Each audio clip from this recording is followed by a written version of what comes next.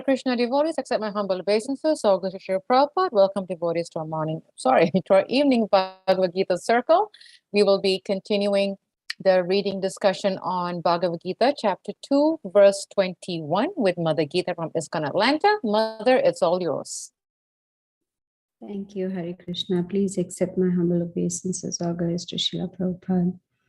Namam Vishnu Padaya Krishna Testai Bhutale Shrimati Bhakti Vedanta Swaminiti Namine. Namaste Saraswati Devi Gauravani Pracharini Nirvishesha Shunyavadi Paschatya Desatarini.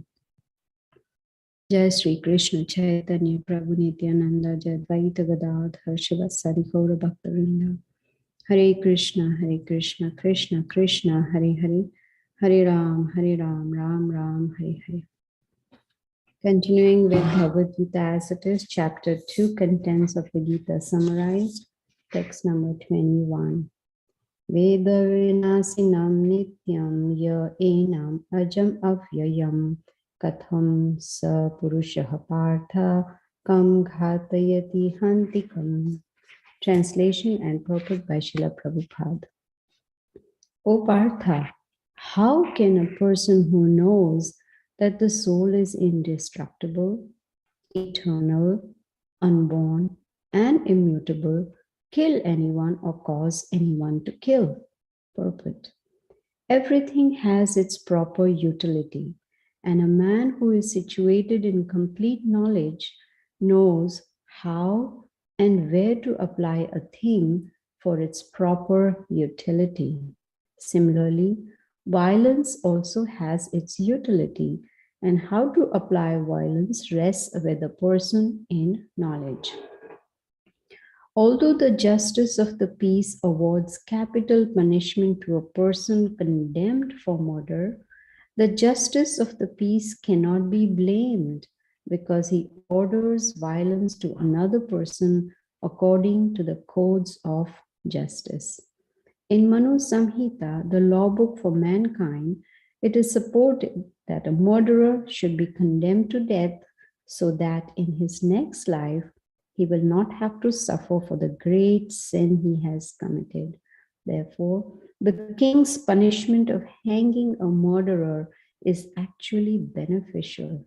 Similarly, when Krishna orders fighting, it must be concluded that violence is for supreme justice, and thus Arjuna should follow the instruction, knowing well that such violence committed in the act of fighting for Krishna is not violence at all, because at any rate, the man, or rather the soul, cannot be killed. So, for the administration of justice, so-called violence is permitted. A surgical operation is not meant to kill the patient, but to cure him. Therefore, the fighting to be executed by Arjuna at the instruction of Krishna is with full knowledge. So there is no possibility of sinful reaction. Text 22. Vasamsi jinani yatha vihaya navani granati naroparani tatha sharirani vihaya jirnani anyani samyati navani dehi. Translation and purport by Srila Prabhupada. As a person puts on new garments, giving up old ones, the soul similarly accepts new material bodies, giving up the old and useless ones. Purport. Change of body by the atomic individual soul is an accepted fact. Even the modern scientists who do not believe in the existence of the soul, but at the same time cannot explain the source of energy from the heart, have to accept continuous changes of body, which appear from childhood to boyhood and from boyhood to youth, and again from youth to old age. From old age, the change is transferred to another body. This has already been explained in a previous verse, 2.13. Transference of the atomic individual soul to another body is made possible by the grace of the supersoul. The supersoul fulfills the desire of the atomic soul as one friend fulfills the desire of another. The Vedas, like the Mundaka Upanishad, as well as the Shvetashvatara Upanishad, compare the soul and the super soul to two friendly birds sitting on the same tree. One of the birds, or the individual atomic soul, is eating the fruit of the tree, and the other bird, or Krishna, is simply watching his friend. Of these two birds, although they are the same in quality, one is captivated by the fruits of the material tree, while the other is simply witnessing the activities of his friend. Krishna is the witnessing bird, and Arjuna is the eating bird. Although they are friends, one is still the master and the other is the servant. Forgetfulness of this relationship by the atomic soul is the cause of one's changing his position from one tree to another or from one body to another. The Jiva soul is struggling very hard on the tree of the material body. But as soon as he agrees to accept the other bird as the supreme spiritual master, as Arjuna agreed to do by voluntary surrender unto Krishna for instruction, the subordinate bird immediately becomes free from all lamentations.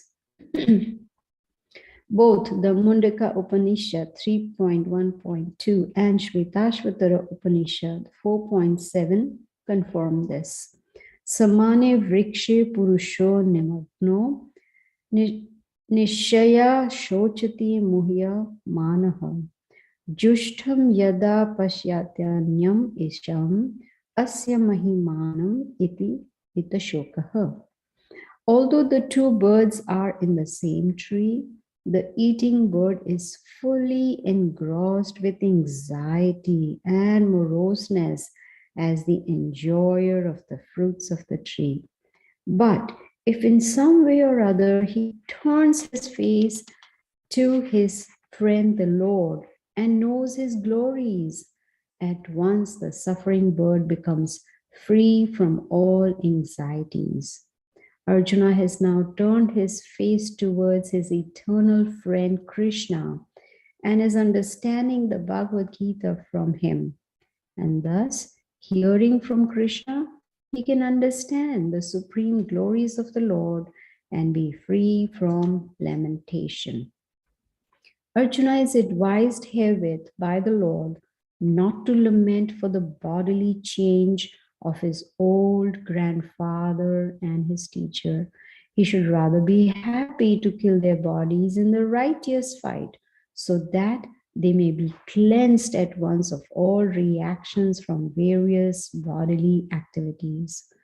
One who lays down his life on the sacrificial altar or in the proper battlefield is at once cleansed of bodily reactions and promoted to a higher status of life. So there was no cause for Arjuna's lamentation. Text 23. Nainam chindanti shastrani, nainam dahati pavakaha, na chainam kledayanti apo, na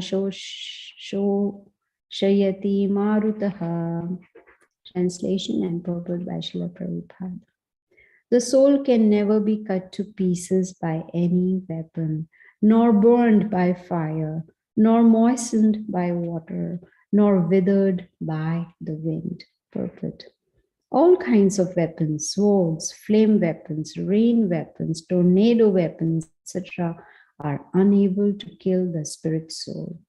It appears that there were many kinds of weapons made of earth, water, air, ether, etc., in addition to the modern weapons of fire. Even the nuclear weapons of the modern age are classified as fire weapons, but formerly there were other weapons made of all different types of material elements. Fire weapons were counteracted by water weapons, which are now unknown to modern science. Nor do modern scientists have knowledge of tornado weapons. Nonetheless, the soul can never be cut into pieces nor annihilated by any number of weapons, regardless of scientific devices. The Mayavadi cannot explain how the individual soul came into existence simply by ignorance and consequently became covered by the illusory energy. Nor was it ever possible to cut the individual souls from the original Supreme Soul. Rather, the individual souls are eternally separated parts of the Supreme Soul. Because they are atomic individual souls eternally or Sanatana, they are prone to be covered by the illusory energy, and thus they become separated from the association of the Supreme Lord, just as the sparks of a fire, although one in quality with the fire, are prone to be extinguished when out of the fire. In the Varaha Purana, the living entities are described as separated parts and parcels of the Supreme. They are eternally so, according to the Bhagavad Gita also. So, even after being liberated from illusion, the living entity remains a separate identity, as is evident from the teachings of the Lord to Arjuna. Arjuna became liberated by the knowledge received from Krishna, but he never became one with Krishna. Text 24. Achedyoyam adahayoyam akledyo shoshya evacha nityah sarvagatah sthanur achaloyam sanatanaha. Translation and purport by Srila Prabhupada. This individual soul is unbreakable and insoluble and can be neither burned nor tried. He is everlasting, present everywhere, unchangeable, immovable, and eternally the same. Purport. All these qualifications of the atomic soul definitely prove that the individual soul is eternally the atomic particle of the spirit whole, and he remains the same atom eternally without change. The theory of monism is very difficult to apply in this case because the individual soul is never expected to become one homogeneously. After liberation from material contamination, the atomic soul may prefer to remain as a spiritual spark in the effulgent rays of the Supreme Personality of Godhead. But the intelligent souls enter into the spiritual planets to associate with the personality of Godhead. The word Sarvagata, or all-pervading, is significant because there is no doubt that living entities are all over God's creation. They live on the land, in the water, in the air, within the earth, and even within fire. The belief that they are sterilized in fire is not acceptable because it is clearly stated here that the soul cannot be burned by fire. Therefore, there is no doubt that there are living entities also in the sun planet with suitable bodies to live there. If the sun globe is uninhabited, then the word Sarvagata, or living everywhere, becomes meaningless. Text number 25. Avyaktoyam achintyoyam avikaryoyam uchyate tasmad evam viditvainam nanushochant arhasi. Translation and purport by Srila Prabhupada. It is said that the soul is invisible, inconceivable, and immutable. Knowing this, you should not grieve for the body. Purport. As described previously, the magnitude of the soul is so small for our material calculation that it cannot be seen even by the most powerful microscope. Therefore, he is invisible. As far as the soul's existence is concerned, no one can establish his existence experimentally beyond the proof of Shruti or Vedic wisdom. We have to accept this truth because there is no other source of understanding the existence of the soul, although it is a fact by perception. There are many things we have to accept solely on grounds of superior authority. No one can deny the existence of his father based upon the authority of his mother. There is no source of understanding the identity of the father except by the authority of the mother. Similarly, there is no source of understanding the soul except by studying the Vedas. In other words, the soul is inconceivable by human experimental knowledge. The soul is consciousness and conscious. That also is the statement of the Vedas, and we have to accept that. Unlike the bodily changes, there is no change in the soul. As eternally unchangeable, the soul remains atomic in comparison to the infinite supreme soul. The supreme soul is infinite, and the atomic soul is infinitesimal. Therefore, the infinitesimal soul, being unchangeable, can never become equal to the infinite soul or the supreme personality of Godhead. This concept is repeated in the Vedas in different ways just to confirm the stability of the conception of the soul. Repetition of something is necessary in order that we understand the matter thoroughly without error. Text 26. Atha chenam nityajatam nityam va manyase mritam tathapi tum mahabaho nainam shochitam arhasi. Translation and purport by Srila Prabhupada. If, however, you think that the soul or the symptoms of life will always be born and die forever, you still have no reason to lament, O mighty armed. Purport. There is always a class of philosophers, almost akin to the Buddhists, who do not believe in the separate existence of the soul beyond the body. When Lord Krishna spoke the Bhagavad Gita, it appears that such philosophers existed, and they were known as the Lokayatikas and Vaibhashikas. Such philosophers maintain that life symptoms take place at a certain mature condition of material combination. The modern material scientists and materialist philosophers also think similarly.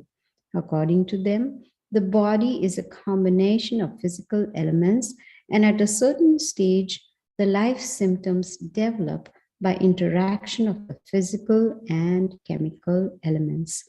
The science of anthropology is based on this philosophy.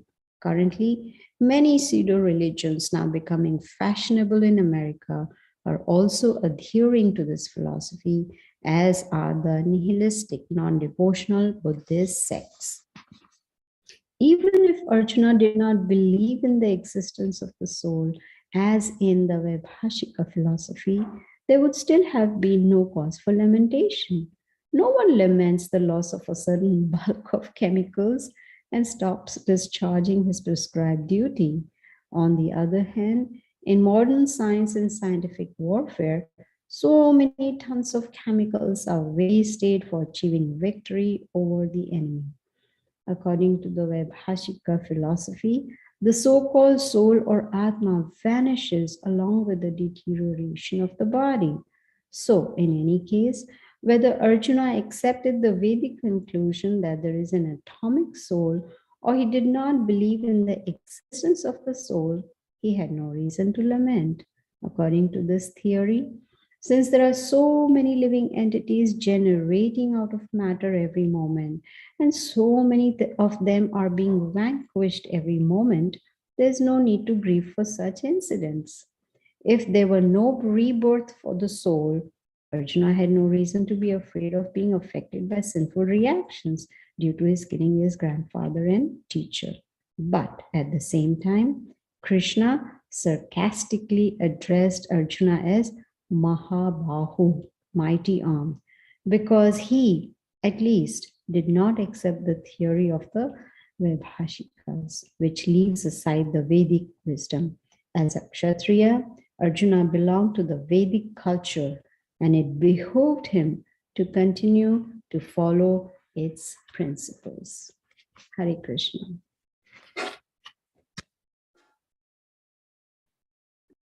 Hare Krishna, Mother. Thank you so much for reading. Yeah, this is definitely deep and scientific and very, very, very detailed. Would like to ask devotees if you have any questions. We have 10 minutes for discussion, questions, comments, clarification. Please do either unmute yourself and jump right in, or you can raise your hand and we'll call upon you. Mother, I have a question. And when you were reading verse 24, Srila Prabhupada, at least to my limited knowledge, Srila Prabhupada had a differentiation between atomic soul and intelligent soul. I kind of caught that. Can you shed some light on that, Mother? Where did you read that? It was in verse 24. Brenda, can you go back to verse 24? In the purport? In the purport, Mother, yes. Okay, isn't it verse 24? I think it's verse 24. Or was it verse 20? Okay, Krishna. Was it go back to verse 23? It just caught my attention when he's no, it is there. It is there. Mother, the first paragraph at the last second lines, you see, it says the atomic soul may prefer to remain as a spiritual spark in the effulgent rays of the Supreme Personality of Godhead, but the intelligent souls enter into the spiritual planets to associate with the personality of Godhead. And it just hit me that Srila Prabhupada actually differentiated atomic soul and intelligent soul. From my understanding, here he's talking about those who prefer to remain as a spiritual spark. He's talking of those who are wanting to, the Brahman realization, where they prefer to be in the effulgence of the Supreme Lord. So he's talking about those. And when he says intelligent, he's talking about devotees who prefer to go back to Godhead. He says they enter into the spiritual planets to associate with the personality of Godhead. Does that make sense? Yes, Mother, absolutely. Yeah, I read the verse many times, but this is the first time that it caught my attention, how he nicely differentiated atomic soul and intelligent soul. It was pretty amazing how Srila Prabhupada differentiated. That caught my attention. Thank you, Mother. Any other questions from devotees? Any other comments? Any other takeaways? Mother, I had one more question. And again, Brenda, if you can go back to verse 21. I'm sorry, Mother. Verse 21, Srila Prabhupada was mentioning the punishment part, where he says, trying to look for that line. The king's punishment of hanging a murderer is actually beneficial. And then it goes on to say, I'm trying to see where it said that the person is punished in this lifetime, for the wrong that they did, so that he doesn't get punished. Now, does that, and I'm trying to make it clear in my mind, Mother. So does that mean that if someone does something wrong and they get punished in this lifetime, the karma doesn't get carried forward, Mother? I remember hearing Srila Prabhupada talk about this, that, okay, if someone has murdered someone, should be punished right then and there. I mean, in that life itself by, hanging that person.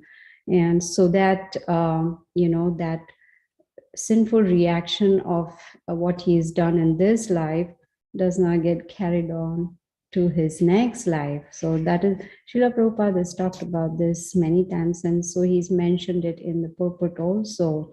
The king's punishment of hanging is actually beneficial because he's helping him reduce his karma, the reactions to the bad action that he has performed. So that's what he's talking about. Does that make sense?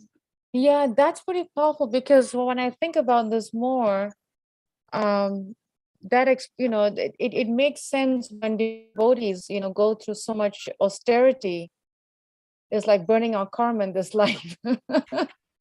when I think about that, like, we may not be hung, like a murderer or in a gas chamber or something, but we are going through our austerity and purification, so that it's like burning our karma. So it was just, it just hit me when you were reading that. Your confusion can be removed simply by what Krishna says. He tells Arjuna that don't even try to understand karma because it's beyond conception. It's very difficult to understand karma. Many times people ask, oh, I've been good all my life, why am I suffering?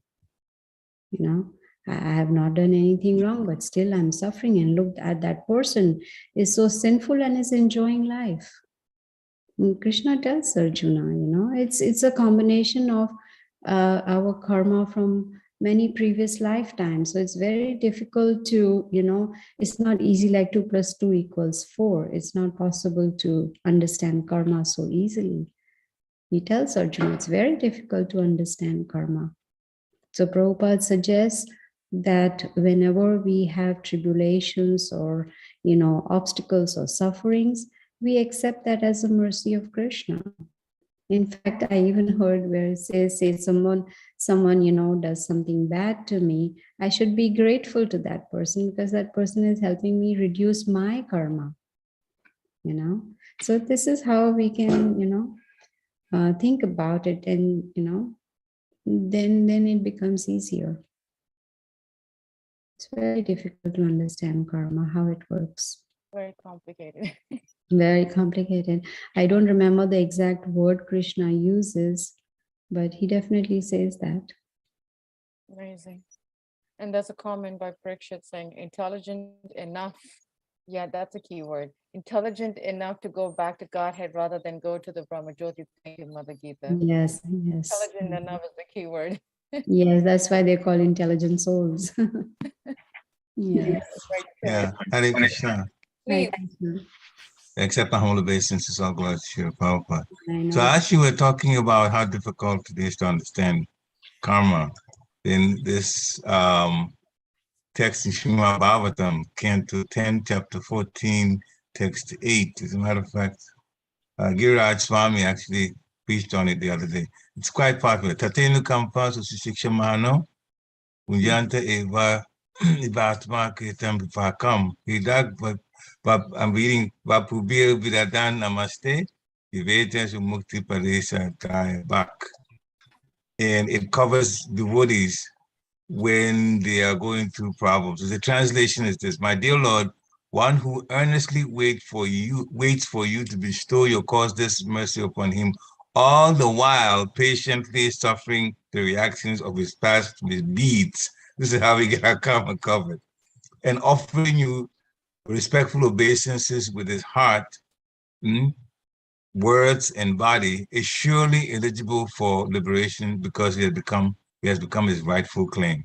A lot of sannyasis is good that to tell devotees, yeah, we'll go through all kinds of changes, but Krishna still is looking for us to take the process seriously and be patient with it, because even if it has something to do with our past misdeeds, which is karma, or what's happening in the life itself that we're in the earlier part of our lives, we made some mistakes and we have to pay for it, still we're eligible for liberation as long as we take it and patiently suffer through the reactions and still remain excited, and still press on with Krishna consciousness. Hare Krishna.